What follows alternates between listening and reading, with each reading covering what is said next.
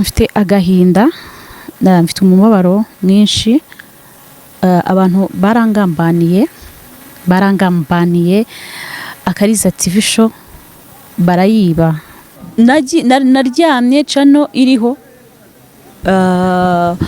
nko mu kanya nkako guhumbya saa 9 z'ijoro ndabyuka njya gucekinga, kubera ko njya ncekinga sanga cano ntayihari, cano ndayibura, mbanza kugira ngo ndarota. Ariko nkaba narayimaze iminsi narabwiwe n'umukozi w'Imana, arambwira ati ugiye kugeragezwa, witonde kandi abantu bagiye kukugambanira.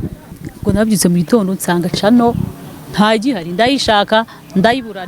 Mu by'ukuri ugiye kumbaza ngo wenda umuntu wayibye ninde? Murabizi inkuru twari tumaze iminsi ducishaho tuvuga ku nkuru ngo ya Nyiramabuno, Nyiramataye. Abantu bibazaga ngo Akariza TV show kugira ngo isibwe ni iki yazize. Dore ico Akariza TV show azize cyangwa se yazize ni iki?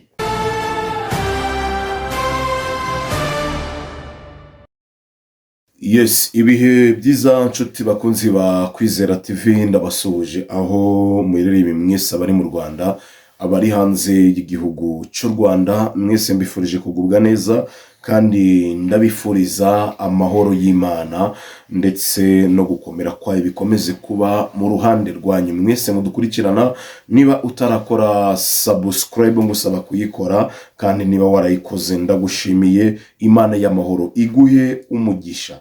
Ni Mr Kwizera TV nk'ibisanzwe. Uyu munsi ndifuza ko tugira ibyo tuganiraho, ariko tuganire nk'abantu bakuru, kuko hari gihe tuganira ariko tukirinda gukoresha ukuri kwinshi cyane, nyamara gukoresha ukuri nkasanga ntacyo bitwaye. Ari na byiza kuko birafasha cyane. Rero niyo mpamvu nifuje ko tuganira, ariko tukaganira dukoresheje ukuri kose uko kuri. Nubwo ukuri kuryana, ariko dukwiye ko twagukoresha. Ngira ngo abantu benshi mu minsi yashize, cyangwa se ku munsi wo kuwa gatandatu, reka rero duhera, twabonye ikiganiro cyasohotse gikozwe na Akariza kuri Akariza TV Plus. Ikiganiro yavugaga ko yabuze YouTube channel ye Akariza TV show. Channel ye yamaze guhanagurwa ku rubuga rwa YouTube, kuko yarahanaguye burundu, ntabwo ari kuvuga ngo nukuyiba, barayiripotinze irahanagurwa. Ndabanza mubwire ngo pole kabisa, kuko ntago ari ibintu umuntu ukorera kuri imihanda yakwishimira, kubona umuntu mwahingaga kimwe isuka ye ayitakaje kandi uzi ko ari yari mutunze.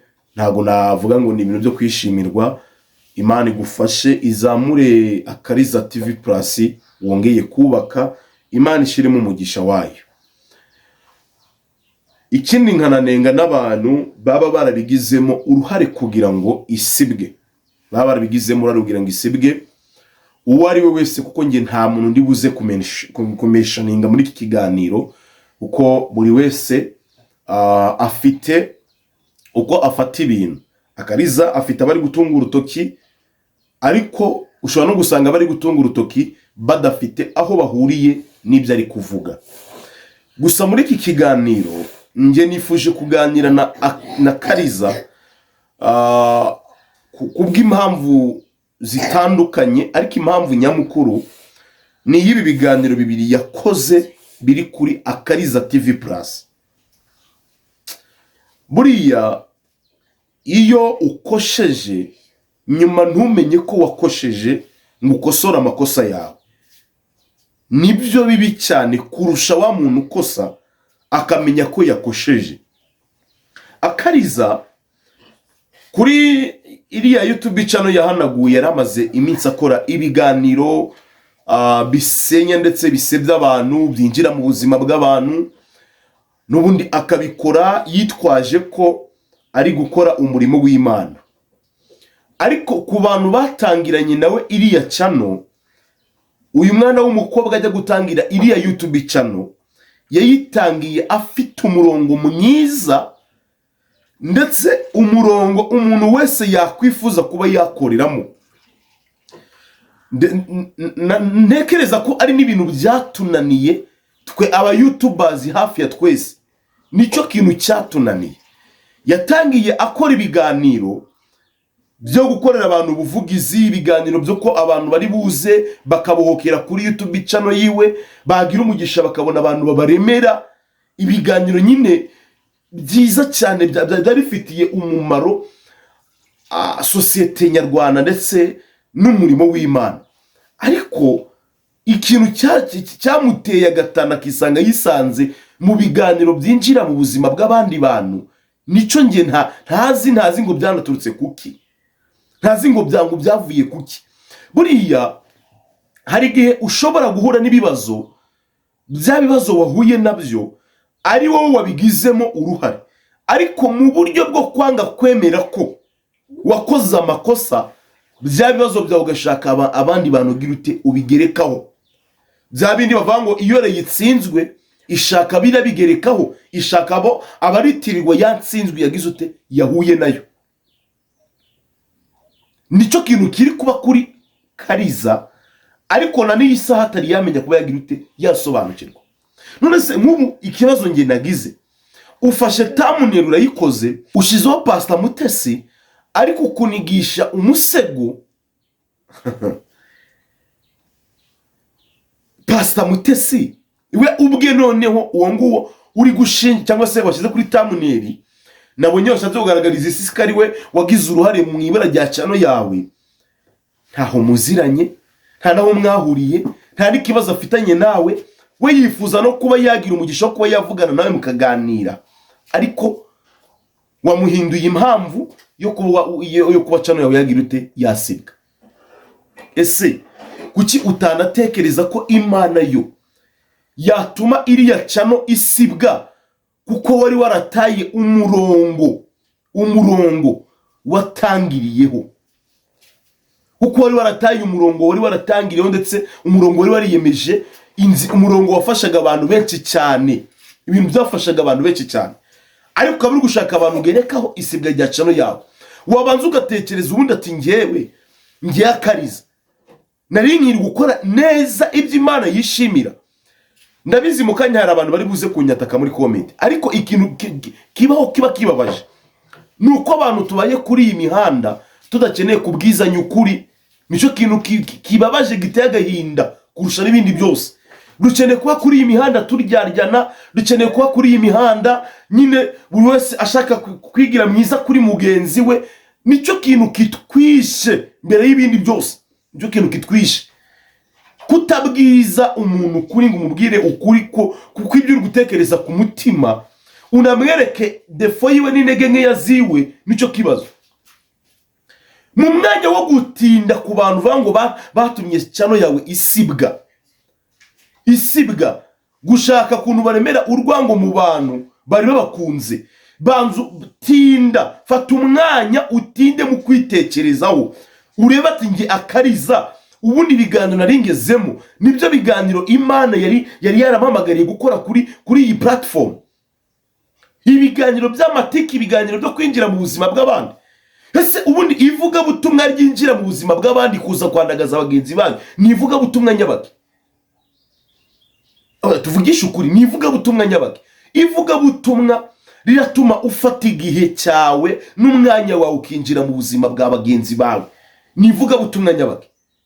Ivuga butumwa rigaragaza ko ibyo urukora byose ari ishyari riri kubigukoresha, nivuga butumwa nyabaki?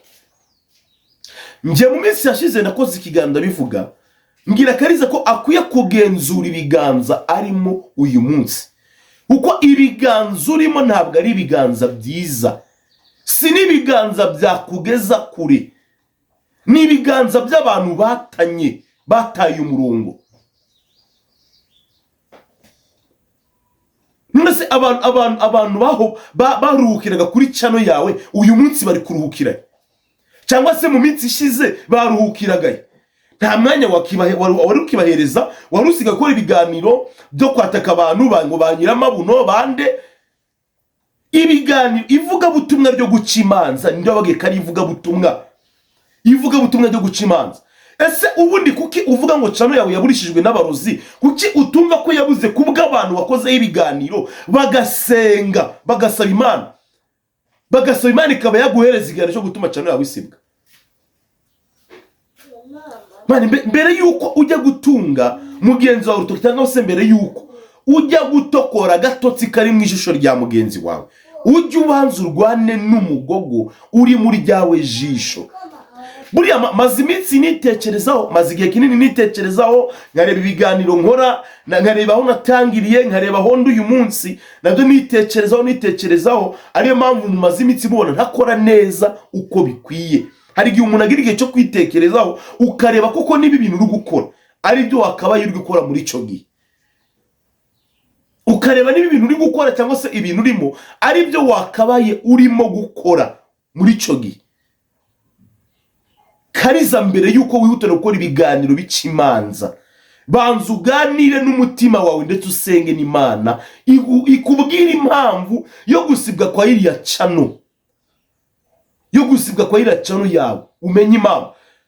Hari abakuripotinze bashobora kuba bahari, ariko banzu umenye ni kuki bandipotinze bigakunda bikagira imbaraga channel yanjye igasibwa kandi nsenga Imana ntimereza amakuru icyatumye channel yanjye isibwa. Abantu bakuzi baze muri comment bakugira inama. Naho kuza guhereza ngo pore ngo ngihangane ngo bana abantu ngo nabagome ngo nabaruzi, ayaya bari kukuruga cyane. Nabo nabaruzi ahubwo nibo baruzi bari kukuruga. Ukeneye abantu bakugira inama, bakakubwira defo yawe, bakakubwiza ukuri.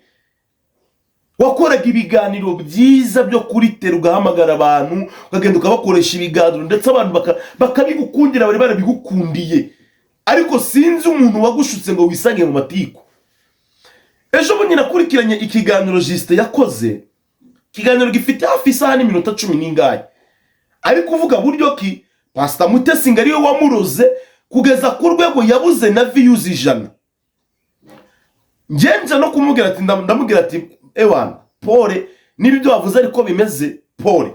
Ariko nyuma yakoze ikindi kiganiro cya kabiri kivango Pastor Mutesi ngo nuwa mutambyemo, ngo yatambye ngo umwana w'imo igitambo. Bitamona ko ibyo Pastor Juste yavugaga muri cya kiganiro ntaho bihuriye n'ukuri, ni amatiku, ni inkuru ari gushaka, ni ugutwika keneye. Ahubwo se kuki udatekereza ko za views wabuze ari Imana yatumye uzibura? Kuko ese ubundi niba uhanganye n'umuntu ukabona uwo muntu urwangana ntabwo mushoboye, kuko byose mubyita ngo namaroza. Ese ubundi kuko mwumva ko umuntu arabaroga akabashobora musenga Imana, muhamagara Imana umuntu akabaroga akabashobora, kuko mutumva ko mufite imbaraga zo gutegeka iyo myuka mibi nini ntibagireho ububasha. Mendika nyimbabwire, muve muri ibi biganiro mukora by'amatiku, ibiganiro byo gusebanya, ibiganiro byo kwangisha abandi, bandi ibiganiro mubivemo pe. Ngiye nemeza ko Akariza uzize ibintu byinshi cyane birenze w'ibyo uri gutekereza n'ibyo uri gushira mu biganiro uri gukora. Ntabwo uzize ikintu kimwe, uzize ibintu byinshi. Uzize ibintu byinshi cyane. Kandi ibyo bintu uzize niwo wabyikururiye, niwo wabyihamagariye.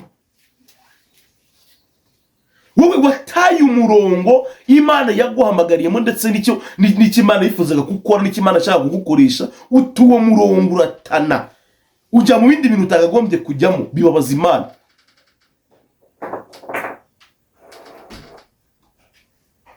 Reka nkubwire, tangira wongere ukore bya biganiro wakora, kuko amahirwe menshi niyo channel wayibura. Niyo channel wayibura, iyo ngiyo wafunguye nayo wayibura. Mu gihe udashoboye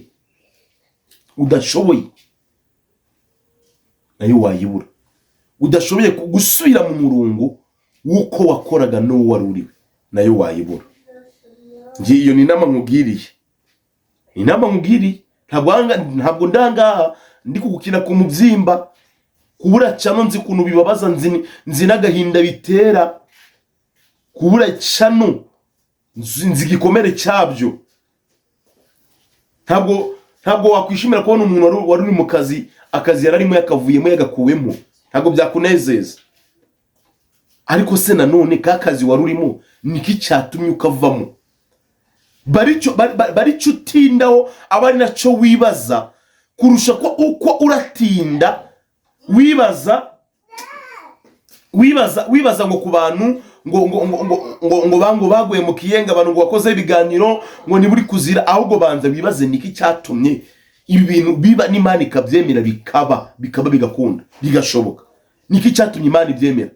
Barico wibaza, barico utindaho, naho ibindi byose wakwibaza cyangwa ubwije ukuri waburi kwishuka. Nta kindi kintu uzize ibintu byinshi cyane bigiye bitandukanye. Abantu bibazaga ngo Akariza TV show kugira ngo isibwe ni iki yazize. Dore icyo Akariza TV show azize cyangwa se yazize ni iki. Wazize ibintu byinshi bigiye bitandukanye, birimo kuba warahinduye umurongo Imana yari yaraguhamagariyemo ukawuta ukajya mu bindi bintu bidakwiye. N'abantu batabyumva, n'abantu banyumva nabi, n'abantu baza bakanuka. Ngiye nkubwije ukuri kuri ku mutima wanjye. Reka kwitwaza abantu, reka kwitwaza Pastor Mutesi, reka kwitwaza Mama Sharirene, ubahindure nyine ubangisha abantu basebye baharabike, biteye n'agahinda, biteye n'isoni. Ko n'umuntu w'umugore usebye abagore bagenzi bawe, biteye n'isoni. Ukomeze ukore, niba ubona ko uwo murongo ari wo mwiza, ari wo uzagufasha, ukomerezaho courage. Ariko inama nziza nge nakubwira, subira muri bya biganiro wakoraga byafashaga abantu, biganiro byatumiraga abantu bakaza bakabokera kuri channel yawe, abantu nyine bakaganira n'abana. Mwana wa mama, subira mu murongo. Nge ntago ndi mu bantu bishimiye ko wabuze channel yako, nge ndi mu bantu bakunze ibiganiro wakoraga. Ariko nanone menya ko ushobora kubuziza bino biganiro wakoraga byo kwinjira mu buzima bw'abantu no kubasebya no kubaharabika. Imana igufashe kandi Imana igushigikire. Ndabakunda cyane kandi bahuza ku mutima. Shalom shalom.